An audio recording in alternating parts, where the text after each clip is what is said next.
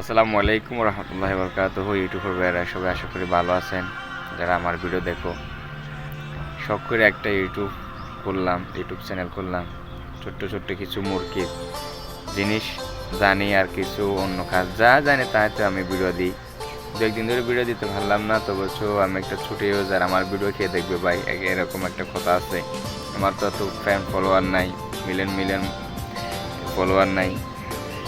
তো কথা হচ্ছে যে মুরগি বিক্রি করার পর ঘুরতে গিয়েছিলাম, ঘুরে আসলাম। আমার কোম্পানি আর একটা নতুন খামার বানছে, আমি অন্য একটা ভিডিও দেখাবো কীভাবে বানছে। তো ছোট্ট একটা ভিডিও 1 মিনিটের।